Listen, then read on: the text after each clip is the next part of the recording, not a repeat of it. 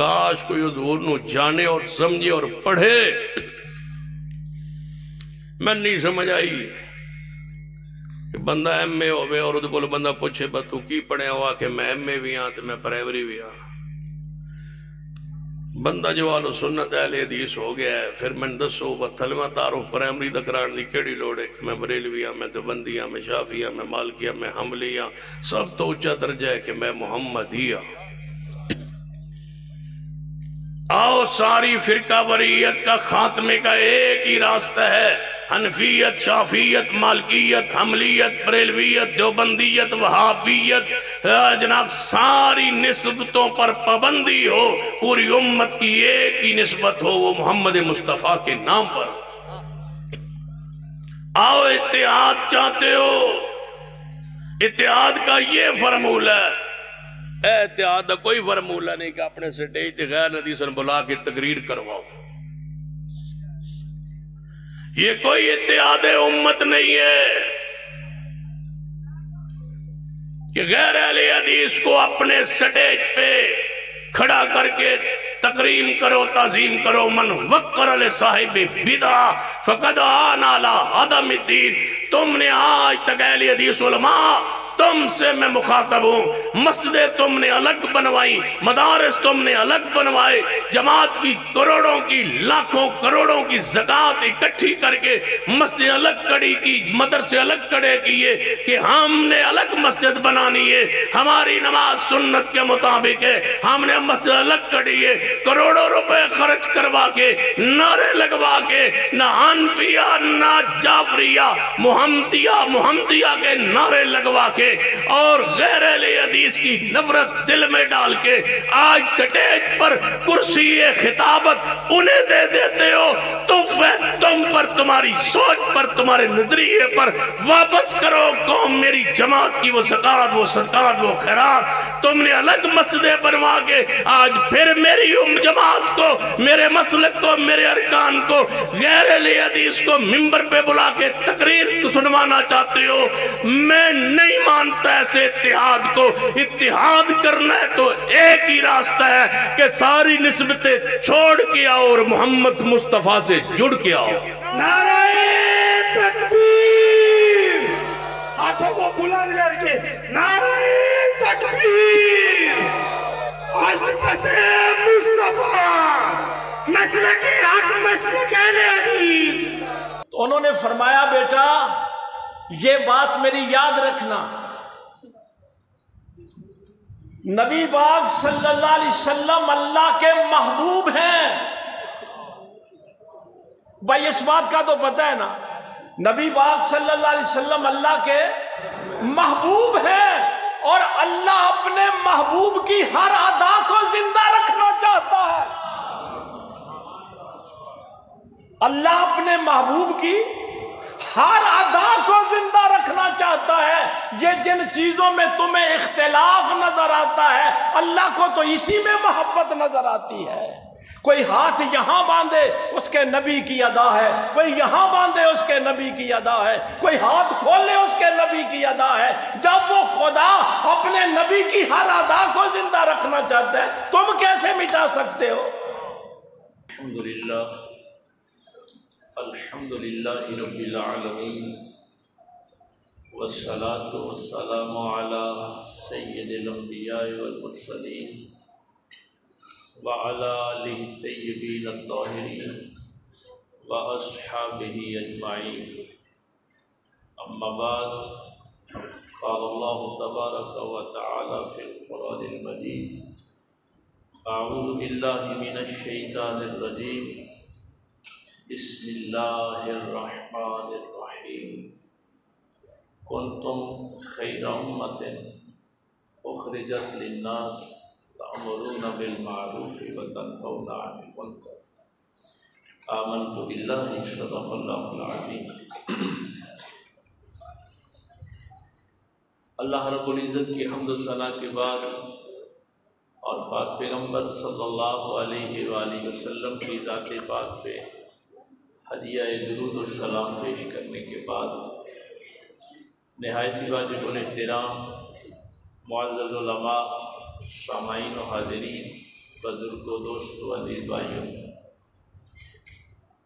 عبداللہ نثار صاحب کا میرے ساتھ وعدہ اصل میں 11 بجے تک میں نے یہاں سے رخصت ہو جانا تھا، کیونکہ ہمارے مسرور میں بھی آج ایک سالانہ اجتماع تھا، تو اس لیے آپ نے لیٹ کیا ہے، تو میں بہت مختصر چند جملے عرض کر کے اجازت چاہوں گا، چونکہ میں نے آگے اس پروگرام میں جانا ہے۔ مجھے انہوں نے حکم فرمایا تھا کہ اتحاد امت پہ بات کرنی۔ پہلے تو ایک بات یاد رکھیں کہ عمل چھوٹا ہو یا بڑا ہو، اگر اس میں اللہ کی رضا شامل نہیں ہے تو وہ قابل قبول نہیں ہے۔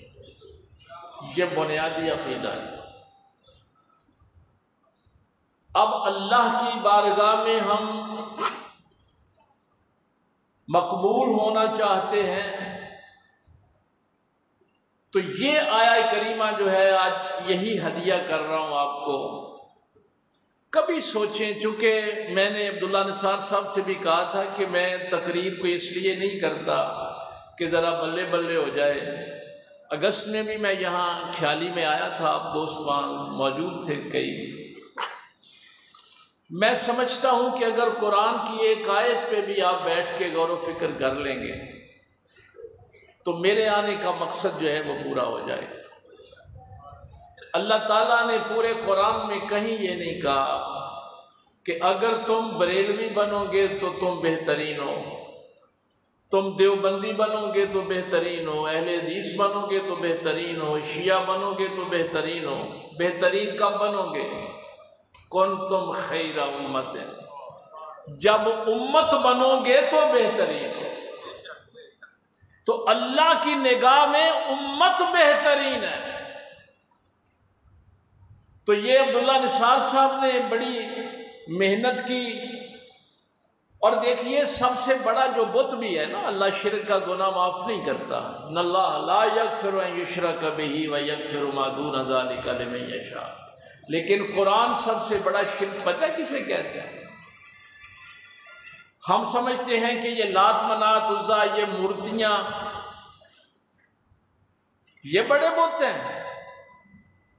قرآن کریم میں اللہ نے فرمایا افرأیت من اتخذ الہہ ہواہ، اے پیغمبر صلی اللہ علیہ وسلم، کیا آپ نے دیکھا نہیں اس شخص کو جس نے اپنی خواہش کو اپنا الہ بنا لیا؟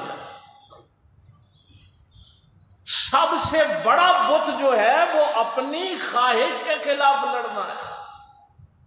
میری رائے، جو میں نے کہہ دیا۔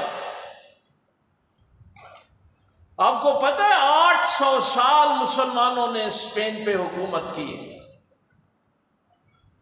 آج وہاں پہ ایک مسلمان بھی نہیں۔ جہاں بھی آپ، بغداد میں ہلاکو خان نے کیا کیا؟ میں پوری تاریخ تو آپ کے سامنے نہیں رکھ سکتا۔ اسپین میں آخر میں یہ کہا گیا تھا ہمارا ملک چھوڑ دو، یا قتل ہونے کے لیے تیار ہو جاؤ یا عیسائی بن جاؤ۔ جب بھی مسلمان آپس میں لڑے ہیں، خدائے ذوالجلال کی رحمت نے ان کا ساتھ نہیں دیا۔ دیکھیے میں ایک بات آپ سے عرض کروں، بزرگ ہیں ہمارے عبداللہ نثار صاحب، ان کے ساتھ ظاہر ہے ہمارا عقیدت کا ایک تعلق ہے، پیار کا۔ آج بھی میں جب یونیورسٹیوں میں جاتا ہوں، مختلف جگہوں پہ جاتا ہوں، عیسائی بھی بلاتے ہیں، اسلام کا نمائندہ بن کے جاتا ہوں، ہندو بھی بلاتے ہیں تو اسلام کا نمائندہ بن کے جاتا ہوں۔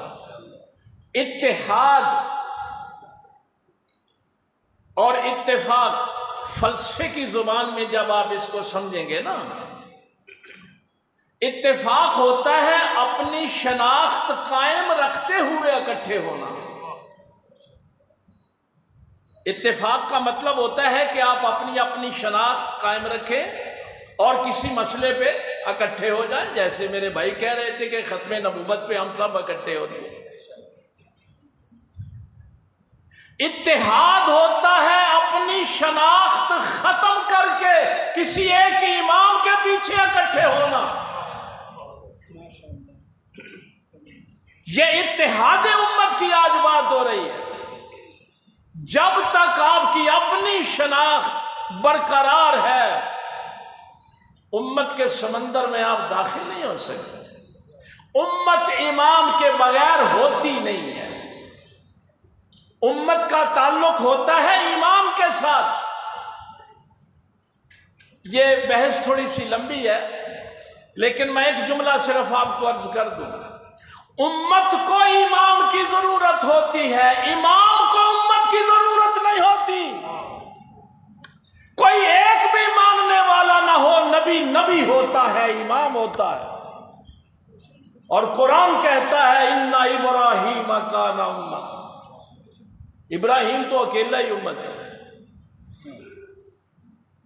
یہ جملہ یاد رہے گا نا، امت کو امام کی ضرورت ہوتی ہے۔ اور اللہ کا شکر یہ ہے کہ اللہ تعالیٰ نے یہ کام ہمارے ذمے نہیں چھوڑا کہ تم اپنی مرضی سے امام بنا لو۔ اللہ نے اپنا محبوب اپنی مرضی سے ہمیں عطا کیا ہے۔ بھائی ہمیں امام اللہ نے عطا کیا۔ ذرا میں تو قرآن کریم کا طالب علم ہوں، آپ دیکھیں قرآن کریم میں اللہ تعالیٰ نے یہ ہمارے ذمے کیوں نہیں رکھا کہ تم اپنا امام منتخب کر لو؟ اس لیے کہ انسانوں نے جب بھی فیصلے کیے ہیں، انہوں نے یا اپنے جیسا امام بنایا ہے یا اپنے سے کمتر بنایا ہے۔ انسان جب بھی فیصلہ کرتے ہیں یا اپنے جیسا بنا لیتے ہیں یا اپنے سے کمتر۔ کبھی گائے کی پوجا کریں گے، کبھی موسیٰ کی قوم بچڑے کی پوجا شروع کر دیں گے، کبھی کسی درخت کو معبود بنا لیں گے، کبھی کسی پتھر کو معبود بنا لیں گے۔ انسان جب بھائی دیکھیے، یہ میں قرآن کریم کی ساری باتیں آپ کے سامنے رکھ رہا ہوں۔ اور اللہ تعالیٰ نے جب نبوت ختم کی تو اس کے بعد بھی جو امام دیے وہ ہماری مرضی کے نہیں ہیں، وہ اللہ کی مرضی کے ہیں۔ محمد الرسول اللہ والذین معہ اشداء علی الکفار رحماء بینہم تراہم رکعا سجدا یبتغون فضلا من اللہ ورضوانا سیماہم فی وجوہہم من اثر السجود ذالک مثلہم فی التوراۃ والانجیل۔ یہ بات عموم کی ہے بھائی، بات عموم کی ہے نا، کہ ان کو رکوع کرتا دیکھو گے، سجدہ کرتے دیکھو گے۔ رسول اللہ صلی اللہ علیہ وسلم کے ساتھیوں کی بات ہو رہی ہے۔ اب ہم سارے کہتے ہیں نا کہ ہم ایک امام کے ماننے والے ہیں، رسول اللہ کے ماننے والے ہیں۔ اب قرآن کی نظر میں آپ دیکھیں کہ اللہ بھی آپ کو مانتا ہے یا نہیں مانتا؟ اشداء علی الکفار، میدان جہاد میں یہ کافروں پہ بڑے سخت ہیں۔ رحماء بینہم، جو بھی میرے محمد کے ساتھی ہیں وہ آپس میں بڑے رحم دل ہیں۔ کیا ہم آپس میں رحم دل ہیں؟ بھائی قرآن آپ سے کہ کیا ہم ایک دوسرے کو دیکھ کے نفرت سے دیکھتے ہیں؟ یہ شیعہ ہے، یہ سنی ہے، یہ بھائی جب نفرت سے دیکھتے ہیں، اللہ یہ فرمائے کہ میرے محمد کے ساتھی آپس میں بڑے رحم دل ہیں، اور ہم ایک دوسرے سے عداوت رکھیں اور پھر کہیں کہ اللہ کا فضل ہم پہ نہیں ہوتا۔ فضل ہوگا تو امت پہ ہوگا۔ آج بھی میں جو اللہ تعالیٰ کا خاص کرم ہے نا اس امت پہ، جو خاص مہربانی ہے، بس یہ میں اپنے نوجوانوں کو خصوصی طور پہ عرض کرنے لگا ہوں۔ آج بھی جو اللہ کی خاص مہربانی ہے، اللہ اپنے گھر میں آج بھی امت کو بلاتا ہے۔ آپ حج کے لیے جائیں بیت اللہ شریف میں، آپ کے ایک ہی لائن میں وہاں پہ آپ کو فرقے نہیں امت نظر آئے گی۔ اللہ نے آج بھی اپنے گھر میں جب بلاتا ہے اللہ تو امت کو بلاتا ہے۔ اور نبی پاک صلی اللہ علیہ وسلم کے در اقدس پہ بھی جاتی ہے تو امت جاتی ہے۔ اللہ کے گھر میں آج بھی امت جاتی ہے، مدینہ شریف میں بھی امت جاتی ہے۔ اگر بیت اللہ شریف میں اللہ سب کو برداشت کرتا ہے تو میری محلے کی مسجد کا رخ ابھی قبلے کی طرف نہیں ہوا؟ بھائی یہ جو میری محلے کی مسجد ہے ہم نے اس کے رخ قبلے کی طرف کیے ہوئے ہیں نا، تو کیا رخ کیے ہوئے ہیں کہ یہاں کوئی دوسرا نماز پڑھنے آ جائے گا تو اس کو نفرت سے دیکھیں گے؟ دیکھیے یہ میں اس لیے دکھ سے یہ باتیں کر رہا ہوں، اسرائیل کا حملہ جب سال ہو گیا ہے فلسطین پہ جو ظلم و ستم ہو رہا ہے، 7 سال کا بچہ اٹھ کے جب کہتا ہے نا اے مسلمانوں ہمارے لیے دعا نہ کیا کرو، اے مسلمانوں ہمارے لیے دعا نہ کیا کرو۔ یہودی 80 لاکھ ہیں پوری دنیا میں اور مسلمان 180 کروڑ اور ایک جگہ 190 کروڑ بھی ان کی، کیا مقابلہ ہے؟ کیا مقابلہ ہے؟ ایک طرف 80 لاکھ ہے اور ایک طرف 180 کروڑ ہیں، اور وہ بچہ کہہ رہا تھا اگر تم 180 کروڑ مل کے بھی ایک پانی کی بوتل ہم تک نہیں پہنچا سکتے تو ہمارے لیے دعائیں بھی نہ کیا کرو۔ اور اگلا جملہ اس بچے کا رلا دینے والا تھا، ہمیں مردوں کی دعاؤں کی ضرورت نہیں ہے، ہمیں نہیں چاہیے ان مردوں کی دعائیں۔ کیسے ہم نے یہ ساری چیزیں برداشت کر لی؟ یہ صرف تفرقوں کی وجہ سے ہے، ہماری انرجی ضائع ہوئی، ہماری دولت ضائع ہوئی، ہماری طاقت ضائع ہوئی۔ ایک اور آیت دیکھ لیجئے، وَاعْتَصِمُوا بِحَبْلِ اللَّهِ جَمِيعًا وَلَا تَفَرَّقُوا وَاذْكُرُوا نِعْمَةَ اللَّهِ عَلَيْكُمْ إِذْ كُنْتُمْ أَعْدَاءً فَأَلَّفَ بَيْنَ قُلُوبِكُمْ۔ بھئی اللہ کیا فرماتا ہے؟ اس نعمت کا، اللہ کے فضل کا ذکر کرو۔ کیوں؟ تمہارے دلوں میں دشمنیاں تھیں تو اللہ نے اس نعمت کی وجہ سے تمہارے دلوں میں محبت ڈال دی۔ کیا ہمارے دلوں میں ایک دوسرے کے لیے محبت ہے؟ ہمارے دلوں سے دشمنیاں دور ہو گئی۔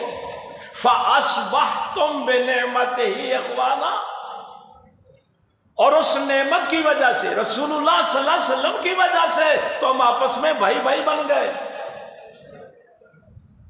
کیسے بھائی بھائی بنے؟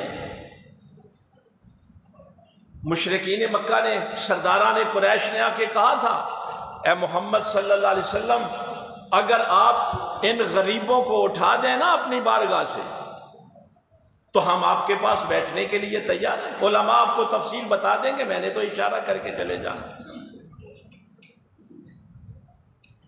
ہم کیا کریں؟ مکے کے سردار ہیں، بلال کے ساتھ تو نہیں نہ بیٹھ سکتے، صہیب رومی کے ساتھ خود نہیں بیٹھ سکتے، ہم بڑے بڑے سردار ان غلاموں کے ساتھ کیسے بیٹھیں؟ ابھی میرے پاک پیغمبر صلی اللہ علیہ وسلم نے جواب نہیں دیا تو جبریل آ گئے، وَلَا تَعْدُ عَيْنَاكَ عَنْهُمْ، اللہ فرماتا ہے محبوب ان سرداروں کی طرف نظر اٹھا کے بھی نہ دیکھنا، میرے بلال کو سینے لگا کے رکھنا۔ آج یہ کام نہیں ہو رہا۔ ہم اس اسٹیج پہ بیٹھنے والے بھی غریب کے ساتھ بیٹھنا پسند نہیں کرتے۔ ہمارے حبیب ماشاءاللہ نیک لوگ تو ہیں، اچھے لوگ تو ہیں، پیروں کے آستانوں پہ بھی یہ کچھ نہیں ہے، علماء کے اندر بھی یہ کچھ نہیں ہے۔ اب سبق کہاں سے جائے؟ اور اللہ پاک پیغمبر صلی اللہ علیہ وسلم نے واضح فرما دیا تھا اگر اللہ کی مدد چاہتے ہو، ید اللہ علی الجوا، اللہ کا فضل تو بھائی پھر کٹھ پہ ہے، تفرقوں پہ اللہ کا فضل نہیں ہے۔ تو اتحاد اور امت، جب تک کسی بندے کی اپنی شناخت باقی ہے، لا الہ الا اللہ اصل میں تمہاری ہر شناخت کو ختم کرتا ہے، پھر آپ توحید پرست ہوتے ہیں۔ ہم حق پرست ہیں اصول دین میں، اور فروع دین میں ہم حکم پرست ہیں، ہم کسی بھی جگہ فرقہ پرست نہیں ہیں۔ توحید حقیقت ہے، رسالت حقیقت ہے، آخرت حقیقت ہے۔ تو اگر ہم نے قرآن سے فیض، دیکھیے سارے ایک جیسے نہیں ہوتے۔ میں نے 1994 میں پنجاب یونیورسٹی سے فارغ ہوا تھا۔ یہ بھی بڑی عجیب بات ہے، یہ جو میں نے کہا اس پہ غور کرنا کہ جب خانے کعبے میں سارے اکٹھے نماز پڑھ سکتے ہیں تو میرے محلے کی مسجد میں سارے کیوں نہیں پڑھ سکتے؟ ہم نے کمپاس لے کے یہ تو دیکھتے ہیں کہ بالکل صحیح رخ ہے قبلے کی طرف، اور دلوں کے رخ ابھی قبلے کی طرف کیے ہی نہیں کہ اینٹوں کے رخ کرنے ہیں۔ جب ہماری مسجدوں کے رخ قبلہ کی طرف ہو جائیں گے تو کوئی پریشانی نہیں۔ یہ جملہ ایک اہل حدیث عالم دین کا تھا جو ہمیں پنجاب یونیورسٹی میں پڑھاتے تھے، اور انہوں نے ظاہر اچھا یہ میں بات بھائی سکول میں تو سارے اکٹھے بیٹھ کے اساتذہ بھی ہر مسلک کے ہوتے ہیں اور کلاس روم میں بھی ہر مسلک کے ہوتے ہیں، یونیورسٹی کی فیکلٹی میں بھی سارے لوگ ہی ہوتے ہیں۔ ہمارے اساتذہ میں اہل تشیع بھی تھے، دیوبندی بھی تھے، اہل حدیث بھی تھے، جماعت اسلامی کے بھی تھے، سارے تھے۔ ایک دن بچوں نے یہ سوال کر دیا، شاید آپ میں سے کوئی جانتا بھی ہو، عبید الرحمن مدنی صاحب تھے کاموں کے والے، وہ ہمارے استاد ہیں، ان سے میں نے اصول دین کی کچھ کتابیں پڑھی ہیں اور عربی کے کچھ کورسز میں نے پڑھے ان کے۔ وہ جماعت اسلامی میں ان کی طرف سے وہ الیکشن، ویسے وہ اہل حدیث تھے، جب امام خانہ کعبہ کے آتے تھے تو وہ ترجمے کے لیے ان کو لے جاتے تھے۔ عبید الرحمن مدنی صاحب لیکچر دینے کے لیے آئے تو اسٹوڈنٹس جو ہیں انہوں نے یہ سوال کر دیا کہ سر جی یہ کون صحیح ہے جو ہاتھ یہاں باندھتے ہیں، جو یہاں باندھتے ہیں یا کھولتے ہیں، نماز کس کی صحیح ہے؟ آج میرے پاس وقت نہیں، میں نے یہ 25 منٹ میں اپنی بات ختم کر دینی ہے۔ ہاں پسرور میں بھی ہم اکٹھے ہوئے تھے شاہی مسجد میں۔ نہیں اصل میں نے نا پسرور میں پروگرام پہ جانا ہے۔ عبید الرحمن مدنی صاحب نے جب یہ بات سنی نا تو انہوں نے فرمایا بیٹا یہ بات میری یاد رکھنا، نبی پاک صلی اللہ علیہ وسلم اللہ کے محبوب ہیں۔ بھائی اس بات کا تو پتہ ہے نا، نبی پاک صلی اللہ علیہ وسلم اللہ کے محبوب ہیں، اور اللہ اپنے محبوب کی ہر ادا کو زندہ رکھنا چاہتا ہے۔ اللہ اپنے محبوب کی ہر ادا کو زندہ رکھنا چاہتا ہے۔ یہ جن چیزوں میں تمہیں اختلاف نظر آتا ہے اللہ کو تو اسی میں محبت نظر آتی ہے۔ کوئی ہاتھ یہاں باندھے اس کے نبی کی ادا ہے، کوئی یہاں باندھے اس کے نبی کی ادا ہے، کوئی ہاتھ کھولے اس کے نبی کی ادا ہے۔ جب وہ خدا اپنے نبی کی ہر ادا کو زندہ رکھنا چاہتا ہے تم کیسے مٹا سکتے ہو؟ علم سے محبت جنم لیتی ہے، یہ بھی فلسفے کا منطق کا ایک پورا چیپٹر ہے۔ محبت کہاں سے جنم لیتی ہے؟ علم سے۔ اور علم کے متضاد کیا ہے؟ جہالت۔ جہالت سے ہمیشہ نفرت جنم لیتی ہے۔ جہاں علم ہوگا وہاں محبت ہوگی، روشنی ہوگی۔ لیکن پھر کیا کروں؟ اور یہ جملہ ایک ہمارے وہاں یونیورسٹی کے پروفیسر تھے، اہل تشیع تھے، یہ جملہ انہوں نے ہمیں بتایا تھا، لَقَدْ كَانَ لَكُمْ فِي رَسُولِ اللَّهِ أُسْوَةٌ حَسَنَةٌ، رسول اللہ صلی اللہ علیہ وسلم کی زندگی تمہارے لیے بہترین نمونہ ہے۔ انہوں نے فرمایا تھا انسان کی زندگی کے دو حصے ہوتے ہیں، ایک گھر کے اندر کی زندگی، ایک گھر کے باہر کی زندگی۔ یہ ہمیں بات ایک اہل تشیع نے بتائی تھی۔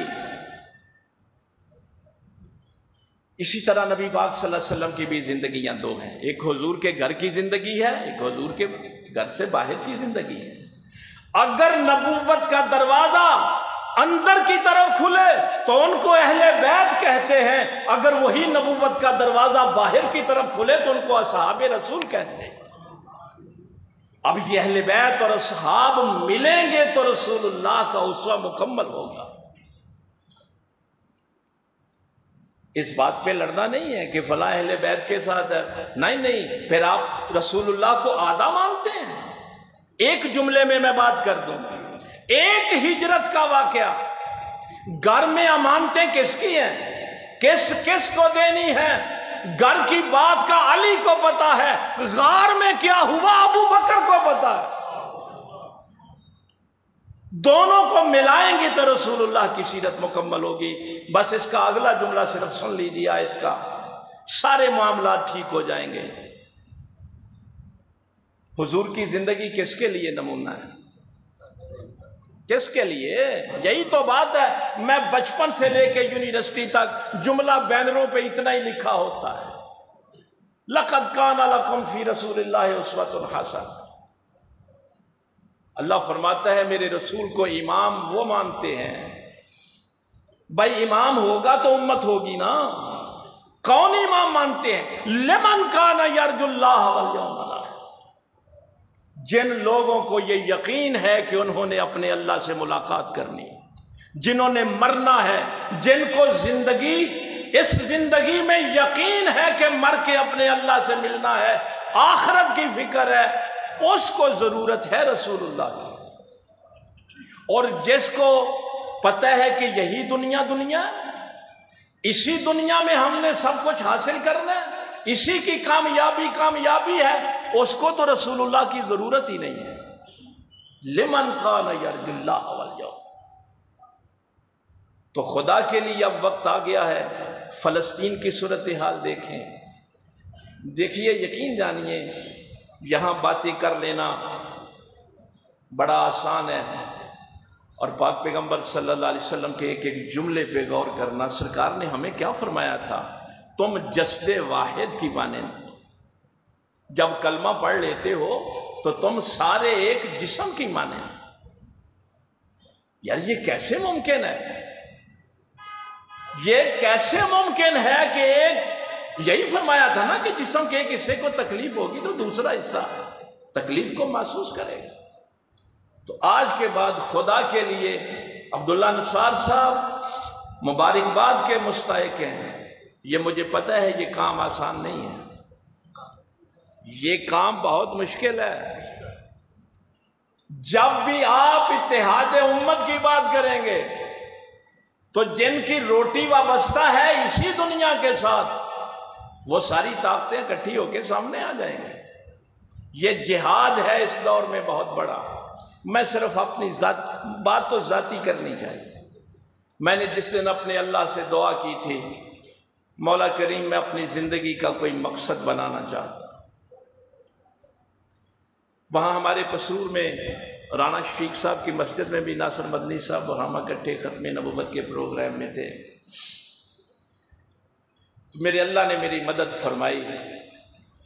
اور دیکھیے مانگنے کا سلیقہ بھی اسی اللہ سے مانگا کریں، اللہ سے۔ میں مانگ بھی لوں گا تو کیا مانگوں گا؟ تو میرے اللہ نے میری مدد فرمائی۔ میں نے اکیلے بیٹھ کے اپنی زندگی کا جو مقصد طے کیا کہ جب میں قیامت کے دن اپنے پیغمبر کے سامنے پیش ہوں تو میں کہہ سکوں یا رسول اللہ میں آپ کی امت میں اتحاد کی بات کیا کرتا تھا، میں پیار کی بات کیا کرتا تھا۔ اب اس کا میں اجر آپ کو بتاؤں، 2016 میں جب حج کے لیے گیا تو بہت سے علماء ساتھ تھے۔ کوئی کہتا تھا کہ خانہ کعبے پہ، آپ کو پتہ ہے خانہ بیت اللہ شریف پہ پہلی نظر پڑے تو اللہ دعا قبول کرتا ہے۔ کچھ کہہ رہے تھے سرکار امام اعظم ابو حنیفہ کا یہ قول ہے، امام شافعی کا یہ قول ہے، عبداللہ ابن عباس رضی اللہ تعالیٰ عنہما کا یہ قول ہے۔ ہر کوئی اپنے اپنے اقوال بتا رہا ہے۔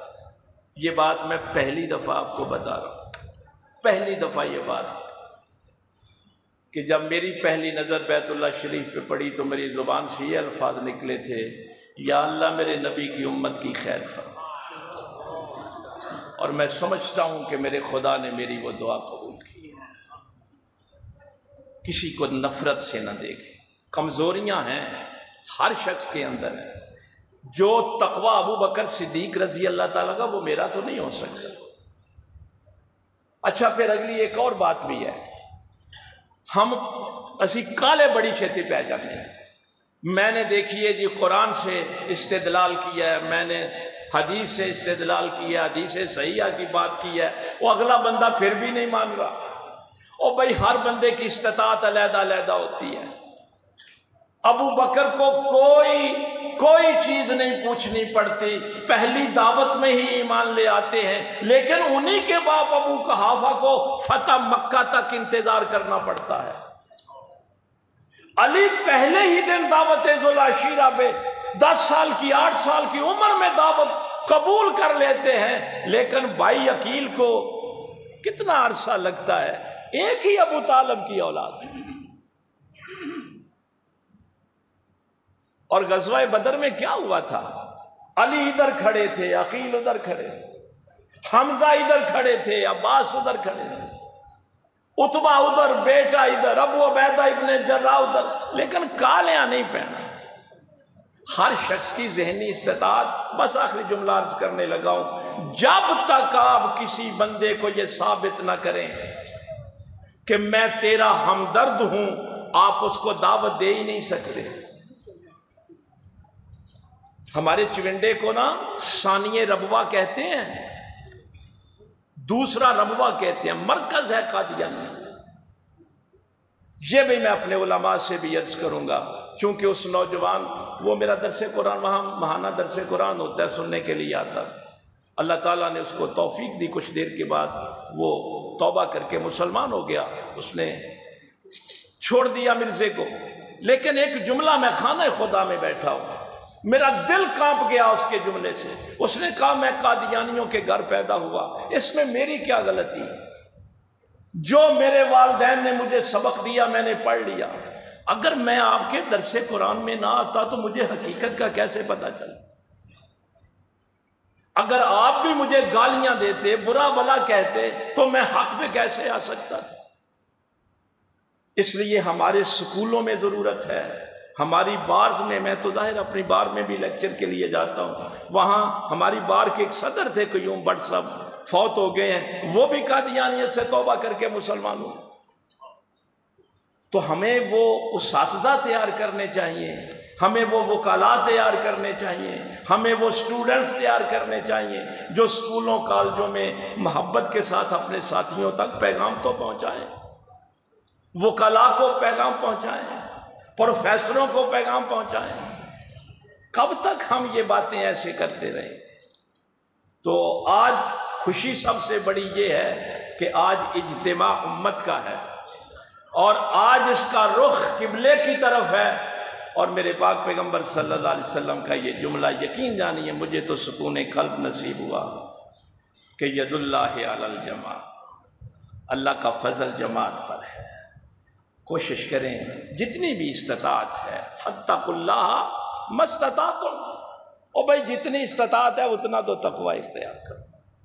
تو اللہ تعالیٰ عبداللہ نثار صاحب کی اس کاوش کو اپنی بارگاہ میں قبول فرمائے، اور ہم جب قیامت والے دن رسول اللہ صلی اللہ علیہ وسلم کی بارگاہ میں پیش ہوں تو کہہ سکیں کہ یا رسول اللہ ہمارے اندر جتنی استطاعت تھی ہم نے اپنی امت کے ساتھ محبت کی تھی۔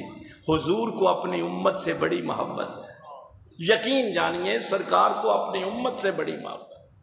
اللہ تعالیٰ عمل کی توفیق دے۔